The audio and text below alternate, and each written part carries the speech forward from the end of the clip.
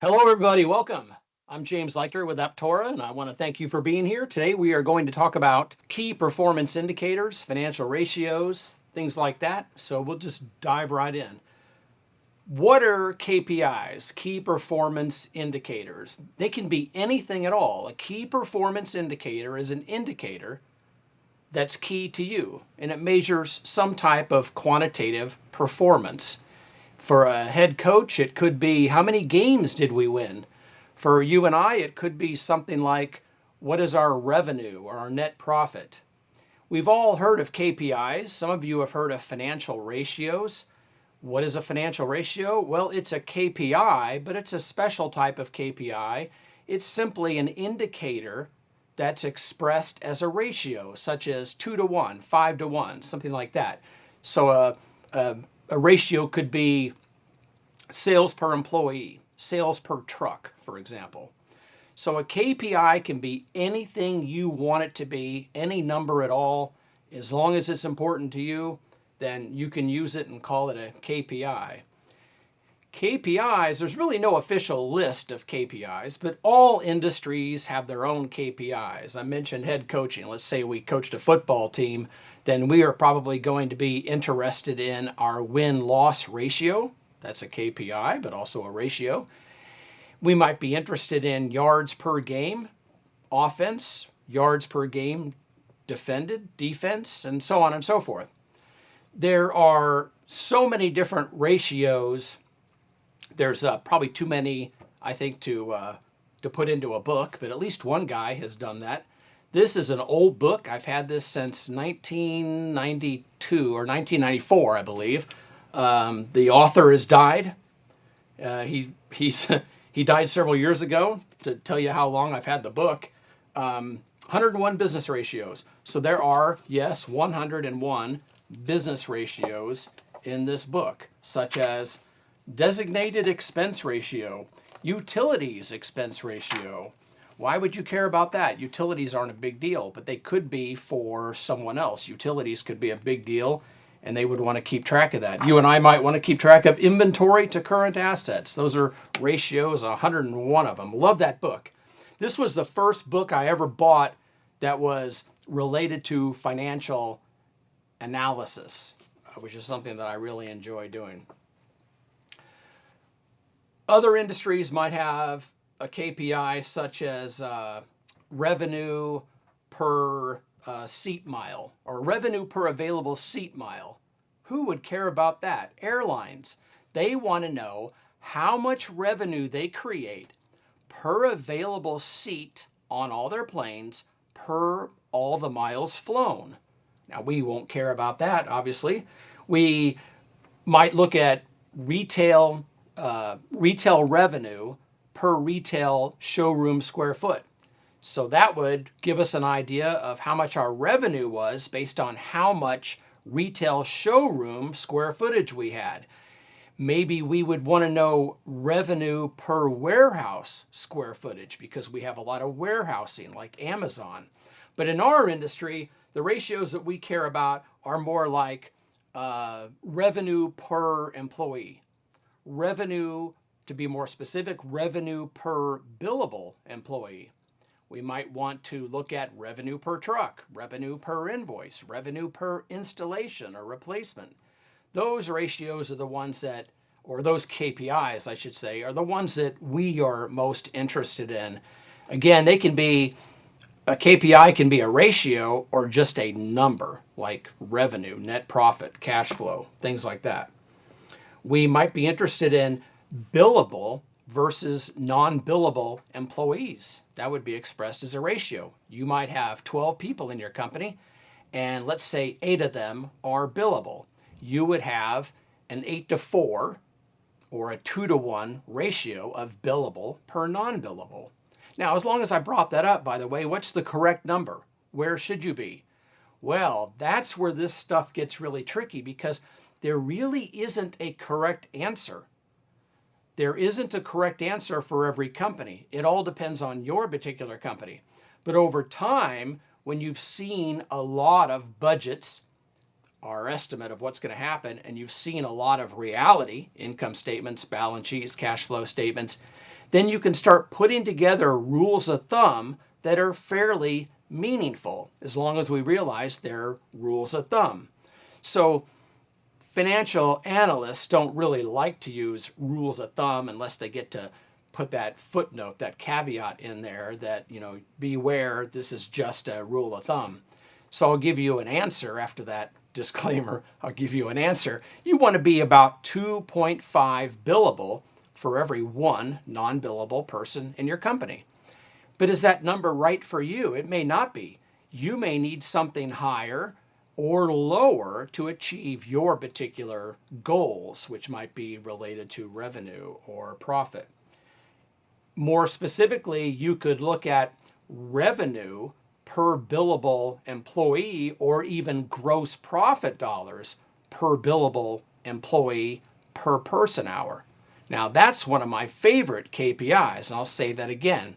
It's gross profit dollars, so obviously that's whatever you sold it for minus all the money it cost to do it, whatever it was, whatever department. Whatever's left over is gross profit dollars, right? And we always focus on dollars, not percents, because dollars pay the bills. Whatever that was, we now need to consider how many person hours it took to generate it. And we do a little bit of dividing, and we come up with a number that is gross profit dollars per billable person per hour available, or even per hour worked. But that would tell you a lot about how well your company is producing gross profit dollars by looking at that number. It's very important to know how many gross profit dollars each billable person is producing. You might even look at gross profit dollars per billable day, per billable person day. So you have, say, 240 days in a year that are billable. How many gross profit dollars are you creating in a year divided by the 240? You'll know how many gross profit dollars you create per billable day. That's useful for installers.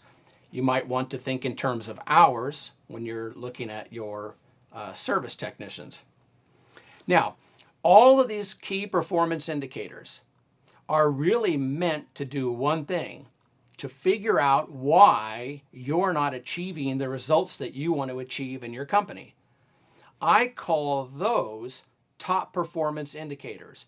As far as I know, that's a fairly new term. I haven't heard anyone use it. I'm not sure if I can take credit for inventing it, but I've never heard anyone else say it. So I'll just take credit for top performance indicators right now. And if you know of someone that thought of it before me, which I wouldn't doubt, put that in the comments and now I'll know. I won't say that anymore.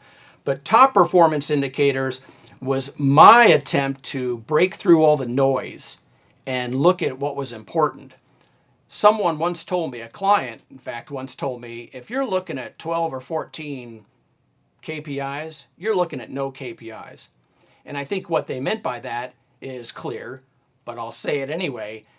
You can't really focus on too many data points. You really have to cut through that noise and focus on a few.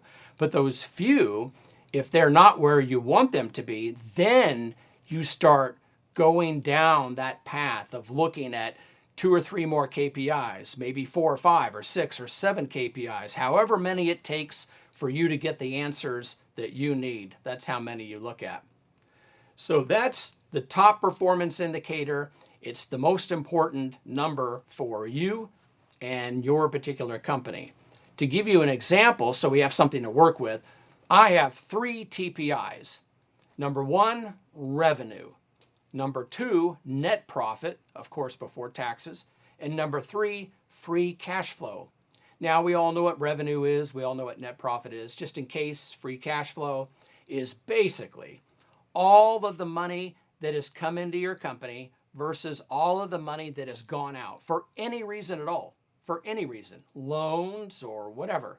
It's money coming in, less money going out. If you have any left over, you have free cash flow. So those are my 3 top performance indicators. And when I create my budget for the year, that as the CEO, that's what I'm interested in. 3 TPIs: revenue, net profit, free cash flow.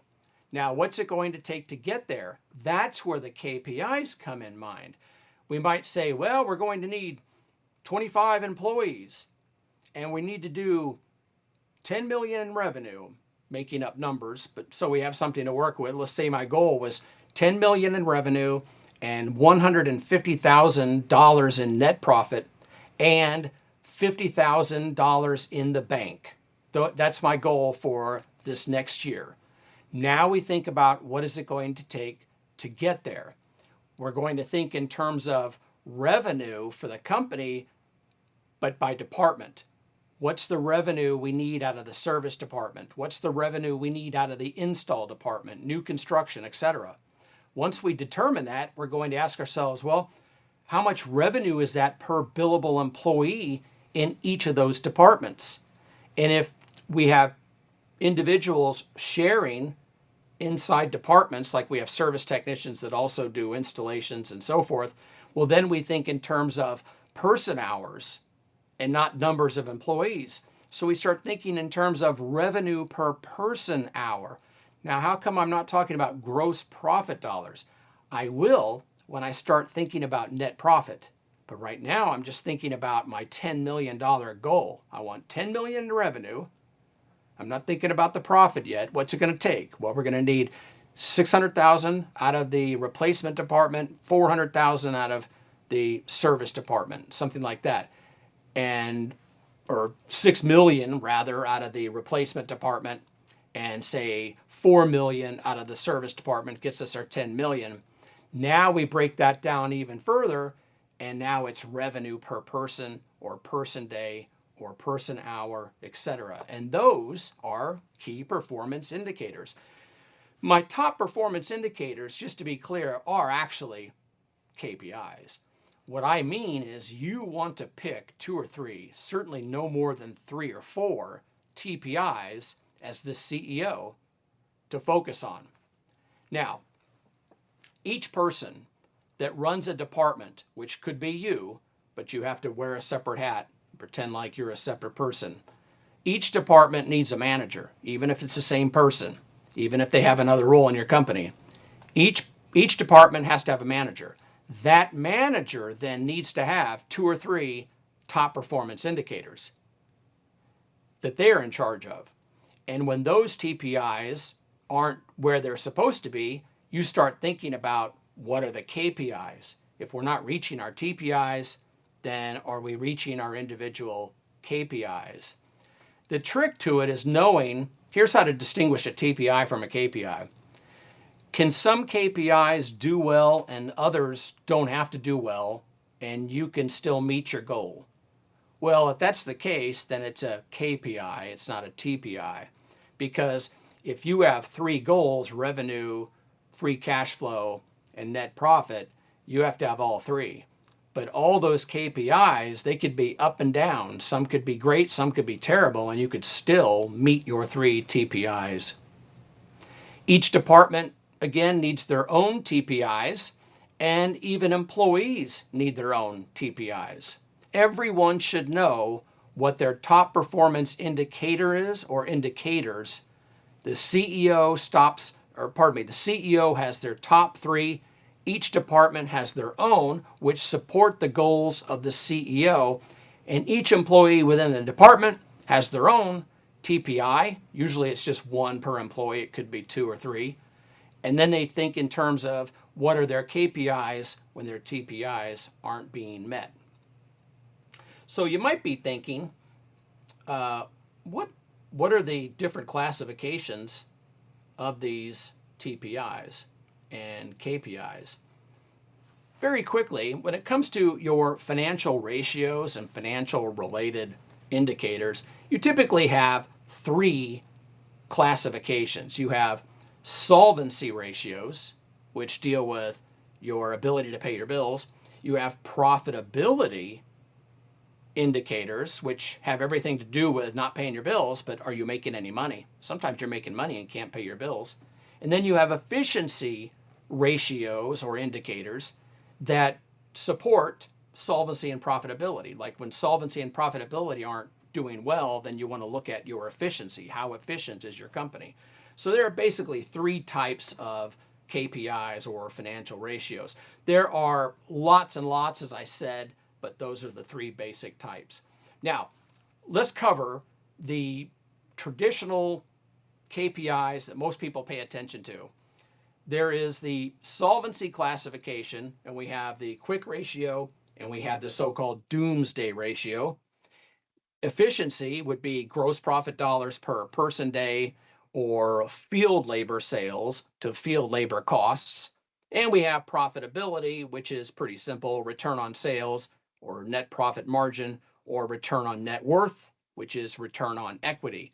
Now, I'd like to pause a minute and talk about the last one, return on net worth or return on equity. So your net worth or your equity is all the stuff you have minus all that you owe. Whatever's left over is your net worth or your equity. If you're an individual, we typically call it net worth. If you're a business entity, typically it's referred to as equity. But anyway, whatever's left over is your equity. How much money are you making compared to your equity? For example, if you had equity of $100 and your company made a $15 net profit, then your return on equity is 15%. If you compare that to the stock market, an ETF, an index fund, you're not really doing any better. So a 15% return on equity would not be very good. You would be better off, theoretically, selling the company, taking whatever is left over, putting it in the stock market, and then you go play golf or swimming or whatever you like to do. But if your return on equity was 50%, you would have a difficult time getting a return on equity anywhere else that would beat 50% return on equity. So that means that, again, your company's equity might be $1, and if you made 50%, or pardon me, 50 cents in net profit, which is 50%, then your return on equity is fantastic. So that's a good example of how profitability can be looked at in different ways. When a company has a high net profit or a low net profit, that doesn't really tell the whole story.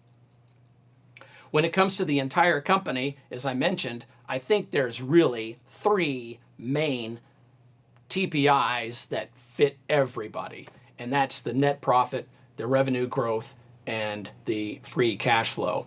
Now, when it comes to revenue, to make it clear, when it comes to revenue, you might think within your company, you might talk about a number like 10 million. But what's really important was your year-over-year growth. It really doesn't matter that you were 10 million this year or last year. What matters, in my opinion, is where were you the year before? So if you are up year over year, say 25%, that's more important to me than the number you're at, because we're all in different places. Some of you are doing $1 million in sales. Some of you are doing 10 million, 50 million. You can't worry about that. You just worry about yourself. So you think in terms of year over year growth, but typically you're referring to the number you're shooting for, such as we want to do 10 million, but you might have done, say, 8 million the year before. That's a 25% increase. All right, let me show you a place to find some of this information in Total Office Manager. Obviously, you're aware of reports, right? The big three. You would go to your income statement, you would go to your balance sheet, and you would go to your statement of cash flows. And those are the three main financial reports that most of us understandably focus on.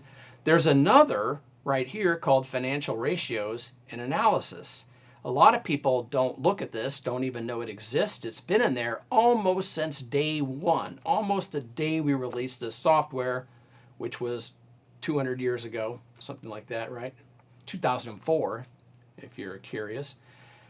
This is not so much a report. You can hit the print button if you wanted to. It's a form. Now, when you open the form, it shows you all of the raw numbers that it's using in the various KPIs and ratios that it's showing. You can look at your profit ratios.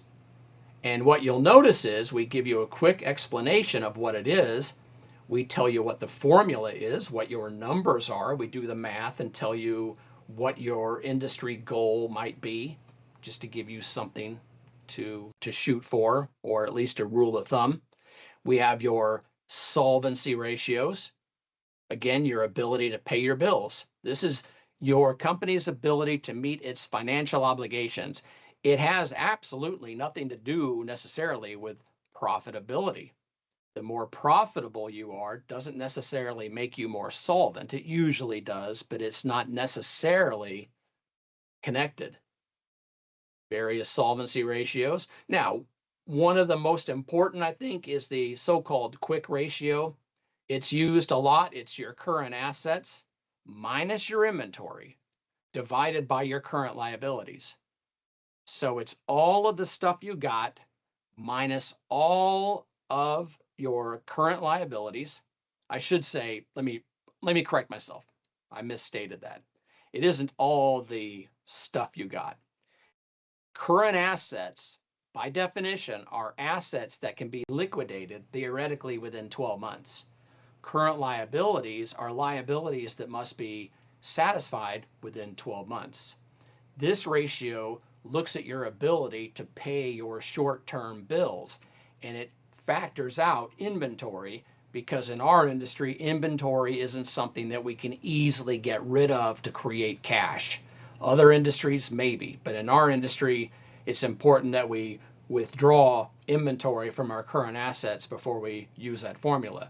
Now, experts might say you need to have a 1-to-1 ratio or even a 0.9-to-1 ratio. I'm a little more conservative than that. I would like to see $1.25 in current assets without inventory counted for every dollar you owe in current liabilities. That should mean that you could weather economic storms pretty darn well. You've got $1.25 to pay $1 in current liabilities. There's others, of course, but in our industry, I think that's the one we focus on the most. Efficiency ratios. Now, we could go on and on about efficiency ratios. Only a few are covered here. These are the traditional efficiency ratios that accounting people look at. But people like me in our industry, we should focus on performance indicators that are tied to people and what the people are producing. In our industry, the key to making money is employee efficiency. It's all about controlling labor efficiently. That's it. That's the key. We sell boxes, we sell equipment, we sell parts, but that's easy. The hard part is selling labor. The most expensive thing is labor. If you look at what you pay for labor in your company, both direct labor and indirect labor, it's the most significant expense you have. It's also why you have all of your other expenses.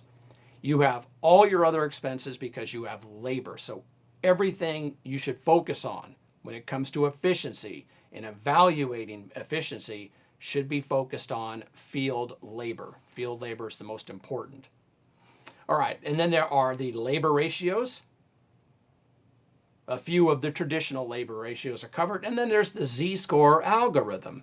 Now, where did that come from? Real quick, came from this book. He's the guy that invented it. It is an algorithm that was designed to predict bankruptcy. His first model, which was a scientifically proven model, his first model was really meant for large businesses. Later on, he changed that model for smaller businesses, and we used that particular model. It was called the Z2 score, the Z2 algorithm, aka Z2 algorithm. But anyway, that was presented, at least the Z1 was presented in this book. Later on, he came out with the Z2. That's what's in our software. And you can hit the print button if you ever wanted to. Now, if you want more financial ratios, then you would want to look at Contractor Compass. What Contractor Compass does is it gives you a deeper look into the key KPIs, ratios, and so forth for your entire company. Then it divides it out by department, and then the other scoreboard in Contractor Compass divides out by employee, divides out all the important numbers by employee. So with Contractor Compass, you can look at company-wide, department-wide, and then drill down into each individual person. All right. You know what? Let me show you a couple other things you might not be aware of. If I go to reports, down at the bottom, there's custom data views. There are so many custom data views in here that you can look at. Click this button here. Some of the ones that you might want to pay attention to all start with the word employee. You might go down to, say, employee efficiency, or go up to employee efficiency. Let me find employee efficiency. Got to scroll up a little more. There you go. All right. So, what is employee efficiency? These are a lot of raw numbers that you can use to create reports of all kinds to evaluate the efficiency of your employees. Which employees? Well, typically your billable employees, but it could also be your salespeople. What it does is it just gives you a data dump. All these columns right here are available per employee, by date range, filtered by department, etc. You can create your own filters, add or subtract these columns. But what you're doing with them, let me just load this. What you're doing with them is you're either exporting these to Excel or you're building a report. And I built a report in here for a client once upon a time, and I will show that to you as soon as the list loads. If you have a lot of data, it can take quite a while to load this list. You might have 15, 20,000 rows, but which that's what I have, but it had to filter through that to find George. All right, let's go to reports, go to setup, and which one should I pick? I'll do that one. And I'll click edit rather than preview. All right. So here's what I end up with, this designer. These are all the available fields. And what I was doing was I was putting together a report that would show me the name of each tech, the transaction information, and how many hours they billed on that transaction versus how many hours I paid them on that transaction. Now, it could have been dollars. It could have been dollars per transaction, dollars per month, versus how much I paid for the transaction or how much I paid them for the month. It could have been any of those things. It's just simple to make that report. And you can see here, I have a look at every single invoice and I can see not dollars, I can see hours billed versus hours paid. I mean, obviously there's a problem if you bill out this much time and you charge me that much time, right? At some point, I'm no longer making money. So I want to pay attention to this key performance indicator, and it could be thought of as a KPI or a ratio, either way. But I want to keep an eye on this because it's important to our company's profitability. Another one that you might like is, and there's just so many, I'm just going to pick on two. This would be invoice and sales gross profit. Right there. Invoice and sales gross profit. I don't have a filter. That'll take a while to load. What that'll show me is a lot of data related to our invoices, how much money we brought in for the invoice, but how much did we spend to create the invoice, how many hours went into it, etc. I'll click column so you can see the available data. I'll just scroll up and down. You can see gross profit percent, revenue, sales tax if you wanted it, labor. It just goes on and on. Pretty much everything that you could possibly think of that could be tied to that transaction is in there. And again, you go to setup and build your own report, and that report could show you gross profit dollars per employee, per salesperson, per tech, by department, whatever you wanted it to. The nice thing about owning Total Office Manager is that it's all in one. The payroll's built in, and it has all that available to it. QuickBooks add-ons, well, QuickBooks doesn't make payroll available, doesn't make timesheet available, at least to a full extent, and not easily. But no payroll data is available in the API. So if you're a QuickBooks add-on, you don't get to enjoy this kind of information. With payroll built in, you have access to all of that, and that could tell you exactly where your company is at. So let me give you a practical example of how we might use financial ratios and KPIs in our company. I'll think of a use case like we have our TPIs. It's revenue growth, it's net profit, and free cash flow. All right, let's say that we discovered that we're not meeting our revenue TPI, top performance indicator revenue. We're not meeting it. We're short. What do? Well, we now know that the TPI, which is also a KPI, as I said, we know the TPI is below where it's supposed to be. If it were well above where it was supposed to be, we might not have this conversation. We should not have this conversation. But since we're below the CEO's first TPI, we need to meet and find out why. So imagine management gets into a room with accounting. Now, this is why you have great bookkeeping. This is why your company should have great bookkeeping, so that you can have great accounting, so that the accounting people can give you great reports with meaningful, accurate numbers. And it makes a meeting like this not only possible, but simple. So you get together in a meeting. You have the CEO with all the department heads. And the CEO says, we are not meeting our revenue goal. Why is that? Start with you. And you have a conversation.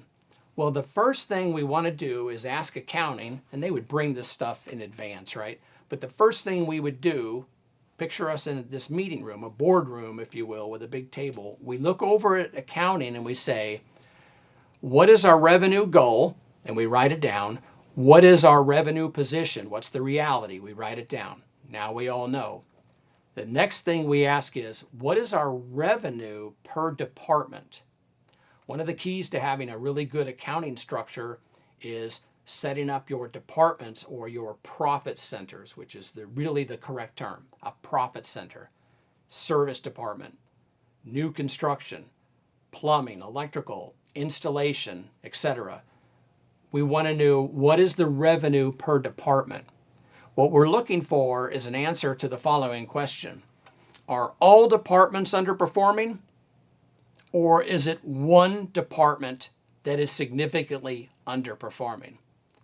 And once we determine whether or not it's one department, many, or all, that tells us what our next step is. So for the sake of this use case, let's say it's the service department that's underperforming.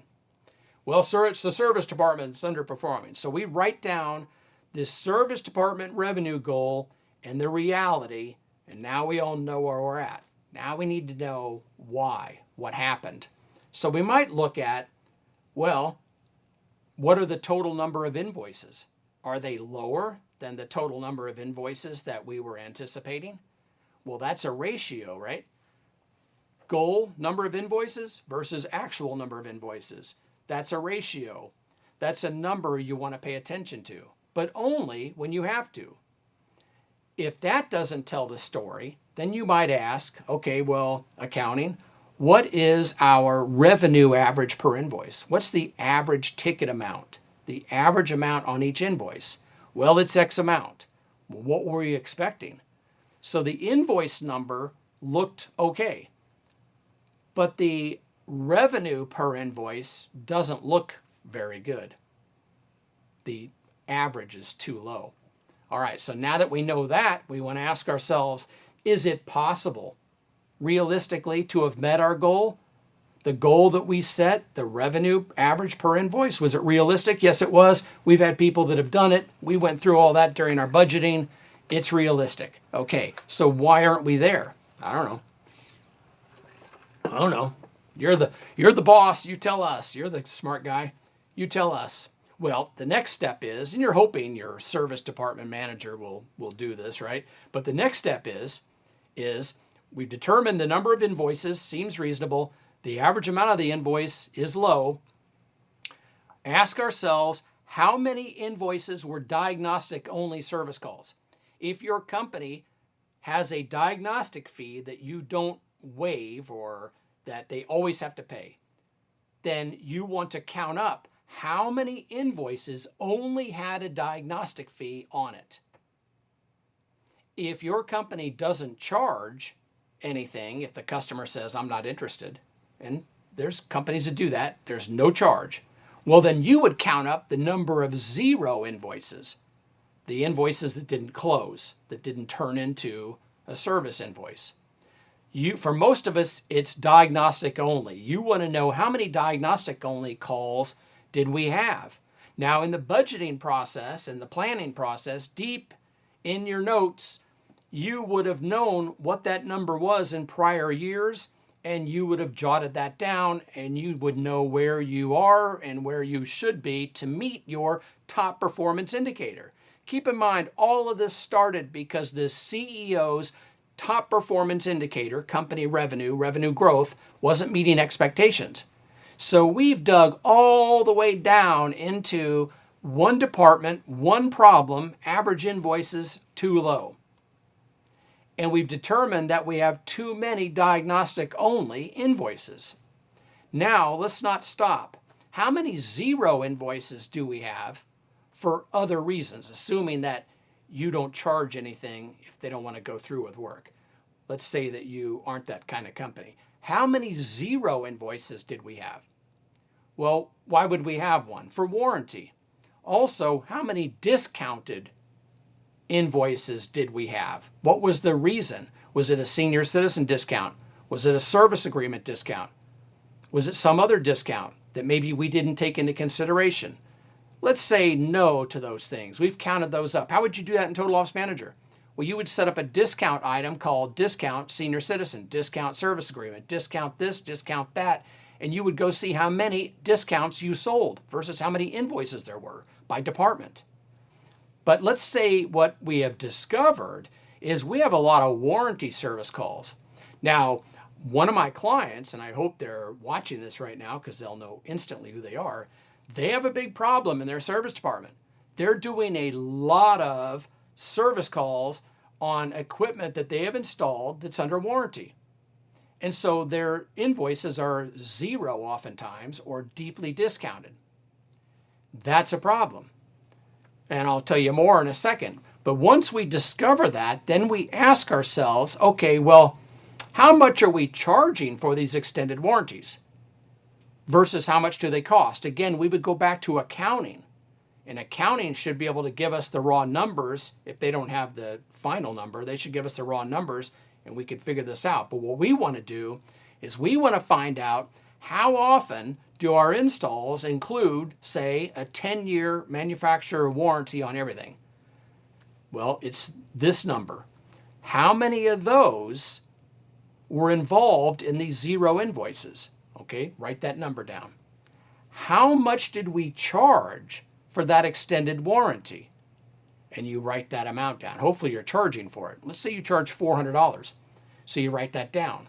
Well, now, the first thing we want bookkeeping, accounting to do, not bookkeeping, but accounting ultimately is responsible. What we want accounting to do is set up a warranty reserve. And that would be when you sell it for $400, you're creating a $400 asset on your balance sheet for warranty reserve, and you're creating a $400 liability on your balance sheet to cover the warranty reserve. That's your anticipated cost. You think it's $400 per system for 10 years. And then you keep track of all those invoices that were discounted down to zero or just discounted in general. And by examining that discount item and knowing that that invoice was for warranty work, that's the work order type, you would be able to determine the real cost of that extended warranty. That's probably about 3.5% of the selling price of that system. 3.5%. Used to be lower. Equipment's getting more sophisticated. It's getting less reliable, at least according to the data. Not my opinion, the data that I've looked at. So now you would realize, well, number one, we never set up a warranty reserve, so that invoice didn't show any income for that service call. And we need to fix that. So we go to accounting to fix that. But the next problem we discover is even though we have fixed that and we're drawing from that warranty reserve and recognizing some income, we realize we're not recognizing enough income. Why? Because our street rates are way higher than what the manufacturer is paying us to do the work. So when I take the $400 and add to it the measly reimbursement that I'm getting, probably measly, and compare that to my break-even point, which for you could be $235 an hour, and that doesn't include the diagnostic process, which is a loss leader and has to be made up. When you look at all that, you might realize we're losing a lot of money on all of this warranty work. And the install department would then have to be told, you have to charge more for the warranty part. Nobody has to see it. It's in the proposal, like everything else. It's one price, but you have to increase the amount of money that you're charging for that extended warranty. And that means the service department gets more money for the warranty work that they're doing. Now, we can't evaluate the service department harshly. We can't evaluate a service technician harshly when they're doing warranty work that they had nothing to do with. It wasn't a decision that they made. They had no beef in that at all. They had nothing to do with that decision, right? So they can't be judged harshly on that. How do we get around that? Well, we charge the company for the warranty work. The company collected that money. Hopefully they collected enough. And we charge the company for that money. What happens if we charge them more money than they have? Well, then the company takes a loss on the warranty reserve. So you could set up a profit center for warranty reserve, and you could show that you are not collecting enough and you're taking a loss. That loss, though, doesn't appear on the service department's income statement. When they create an invoice, they're getting essentially full price, or at least close to it, for that work after reimbursements. And that way, you're accounting properly for those service calls. Now, once we do all that, have we determined that the service department's revenue is proper? It might be now. And it might be that the install department's revenue is not proper. And that's a true story. That's how it all worked out. We thought the service department's revenue was bad, their profitability was bad, but after we got the bookkeeping straightened out, then we were able to perform the accounting work, which I know so many people hate, but it's essential. The bookkeeping and accounting is like hooking up your gauges, your thermometer, your velometer, your voltmeter, measuring things. That's your bookkeeping and accounting, right? Once that's all done, we can see all this and it's really clear. But once we got their accounting and their bookkeeping straightened out, we were able to determine that it really wasn't the service department, it was the install department, and specifically it was all the manufacturer's warranty debt that they had to cover and couldn't bill properly for. So what was the solution? Well, it was to charge more. Now, their reaction was, you know what, if I have to charge more, we're going to have fewer sales. That might be the case, but we're going to have to figure that out. That's a separate issue. One issue has nothing to do with the other. It's proper bookkeeping and accounting to do what I just described. The result is a whole nother issue that we might have to deal with. If that's the case, then we need to do a better job of selling, because what we were doing is we were underselling ourselves anyway. We had the great benefit of this extended warranty, and we weren't getting the money we needed to actually cover the true cost of it. And that's no different than not covering the true cost of your company's labor, health insurance, rent, etc. So hopefully that use case helps you a little bit, puts that into perspective. Let me give you another one. And your questions are welcome. You can type them in and I'll have my teammate Will say them to me and I'll answer them on camera. Let's come up with another example. Let's say that the underperformer is the install department and all the stuff we were talking about doesn't really apply because they're just not doing enough work. We've looked at their average invoice amount, the average proposal amount. We looked at that. Now remember, we're not looking at profitability. We're looking at the revenue, TPI, and we've discovered it's the install department that's not meeting the goal. They're well below. We would go through the same process, but this time we might find out we're just not doing enough installs. Well, what do we do then? What can we look at? Well, then we would look at KPIs that have something to do with the number of installs. We've counted up the number of installs, the number of people, etc. But what are we looking at? We're looking at what leads up to an install. Well, what leads up to an install is a sales call. And what creates a sales call is a sales lead. And what creates a sales lead is marketing performance. So we are going to look at the SOM, the Sales Opportunity Manager in Total Office Manager. We're going to look at it for answers. We're going to say, how much did we spend on marketing? Not only that, but how much did we spend on every marketing type? And with other software, not to toot our own horn here, but with other software, it isn't easy. Sometimes it's not even possible. You can see marketing spend, but have you ever seen on an income statement 10, 15, 20 different marketing types? That's no way to track marketing spend per type.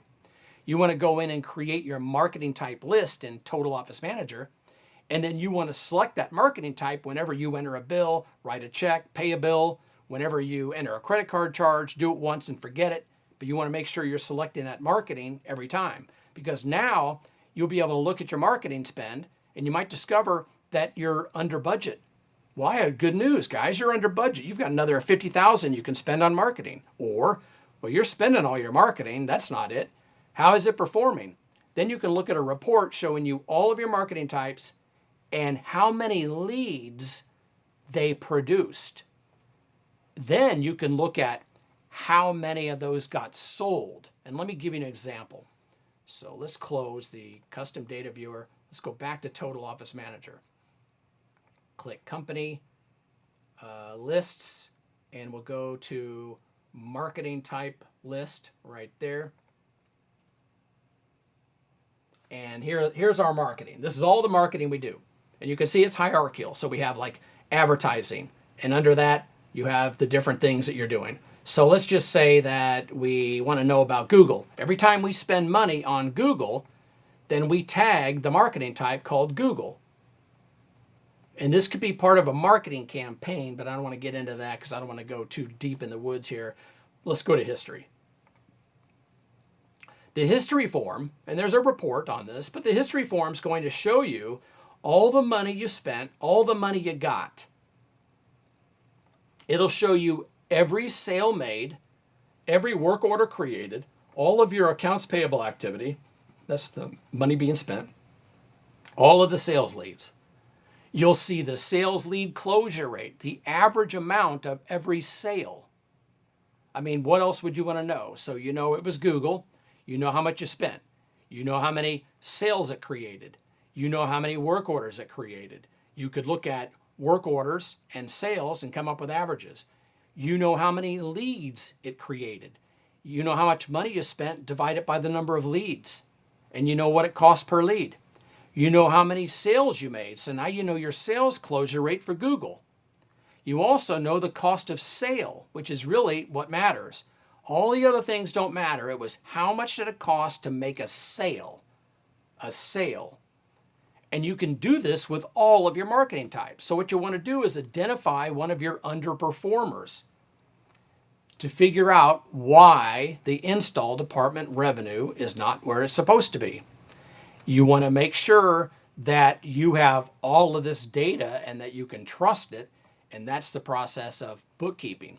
Processing all of it into reports is the process of accounting. And even if you don't like it, you're the CEO or you're a manager, even if you don't like it, it doesn't matter. Someone else loves it. Just get someone else in there that loves to do it and get all this data so that you can make important decisions with the utmost confidence. So let's go back to our case study.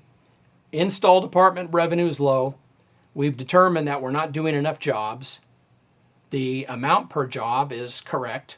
The pricing's correct because we set it. We took a quick look at gross profit margin. Remember, we're not looking at profitability, but we're looking at gross profit margin, and that's indicating that, yes, we are using our prices, the prices that the company set. Because if you were selling a $20,000 job for 18 routinely, that's a 10% cut. That's a 10% difference. That could explain it. But that's not it. It's the number of jobs. To figure out what happened there, we need to look at, our sales closure rate, did it go up or down? It could have gone down. Let's say it's the same. Well, now we want to look at the number of sales leads. Those are low. We have fewer sales opportunities coming in. That's it. James, that's it. I mean, it's one of those wow moments. Like, wow, okay, that's it. We've discovered. We know the department. We know the reason.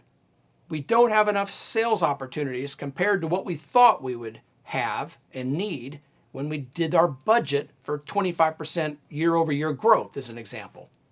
Now we examine other KPIs that we may never pay attention to. And that is going into those marketing types and looking at their performance. It might be that we're spending a lot of money on something new and it's not performing. And it might be that something that was performing really well last year isn't performing now. Whatever the case may be, you have the info that you need to figure out why you're not meeting your TPIs. Now, there are some people that think I'm a super guy to work for. And other people think that I am a busybody, I'm a micromanager, I'm never in a good mood, I'm always digging into other people's business, I'm nosy, why can't I just stay in my office and do my own job? You probably know where I'm going with this. When you are the CEO or a department manager for that matter, and your TPIs are being met, there's a good chance people think you're a good person to work for, a good lady, a good guy to work for. Because after all, why wouldn't you be? You decided what your company's top performance indicators are, your goals, and they're being met. So why would you be busybody in your company? Why would you go micromanaging people? Why would you care if they were in the bathroom for 15 minutes? When you really care about that is when your TPIs aren't being met and you've looked at your KPIs and you've realized what's going on. And now you're a micromanager. Now you want to know, what are we doing about marketing? What did you do on that sales call? What did you say? Did you follow up? Did you? And if things don't improve, you're getting worse and worse to work for. But if your TPIs are met, there's no reason why you shouldn't be, Mr. Hunky-Dory, fun to be around person to work for, because they're doing their job. You shouldn't care, in my opinion. You shouldn't care about all the KPIs in the world when your TPIs are being met. You might say, for example, yeah, but what about this and what about that? And what's the average ticket and how many callbacks and all that? How many accessories did they sell? If your TPIs are being met handily, that's not the conversation to have. There's other conversations to have, certainly, but that's not the one to have. You want to focus on other things. If you're a football coach and you win 42-7, your team meeting the day after is way different than if you lost 42-7. So if you're meeting your TPIs, you should be happy. But the TPIs need to be clear and everybody needs to know what they are. And all of those people underneath you, to get you your TPIs, have to have their own TPIs. And if they're meeting their TPIs, then they're doing what they're supposed to do. And the people under them. So it's the CEO and it's the service department manager. The people under the service department manager, the techs, need to be meeting their TPIs. And those are whatever you want them to be. But it's probably going to be customer satisfaction numbers, if you can quantify them. They have to be quantifiable. They have to be objective, not subjective. Otherwise, you take them with a grain of salt and they can't be used to a full extent in evaluating things. But you would then look at each tech and look at, for example, average revenue per invoice. And if you're looking at gross profit, and you should be, then you would be looking at gross profit dollars per invoice, gross profit dollars per person day, gross profit dollars per person hour, billable hours versus unbillable, and it could just go on until the problem's been found. Remember, it could be something as deep as lots of callbacks on a couple people in particular, and if you examine work order types, and you know that a work order type has a selector on it that identifies it as a hard type, like callback in Total Ops Manager, and you know there is a work order type called a callback work order, we would know who's got the most callbacks and what work order types they were. we might discover that we've got a problem with boilers. Our guys just need more training on boilers. We might discover that it's with heat pumps. Most of our callbacks are heat pump related during the heating season, not the cooling season, the heating season. You would know that. You could know all of that by just using the software in a normal manner. I mean, there's no extra work. Once you create a work order called a callback and identify it as such, just have to pick it and that's that. The rest of it takes care of itself. So you could really get deep into your company's key performance indicators to find out why your TPIs aren't what they should be. So that pretty well wraps up KPIs. It's all about determining what your company's top performance indicators are. That starts with the president, the CEO, and works its way down. And all the other TPIs and KPIs are there just to get the ultimate boss their TPIs.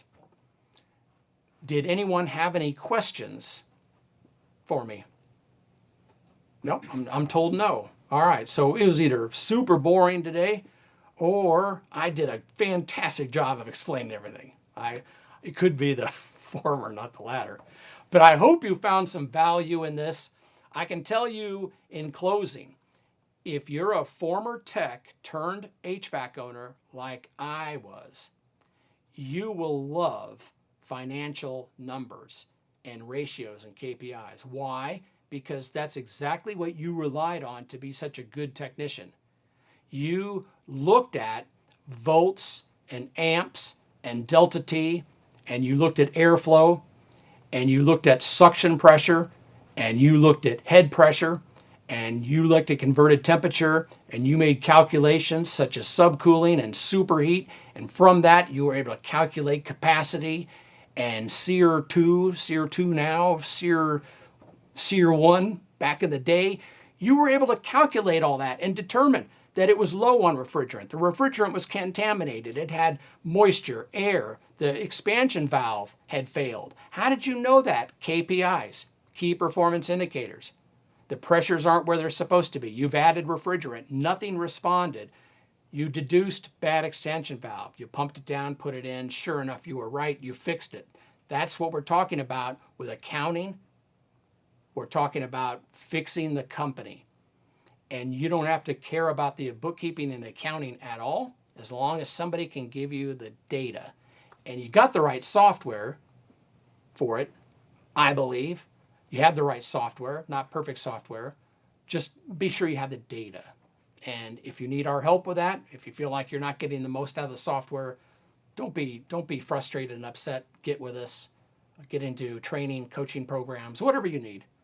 All right, with that, I am done. I'm James Leichter. I'm the founding president of Aptora, and I want to thank Will and Alicia behind the camera helping me today, and I hope to see you in the next webinar. Bye.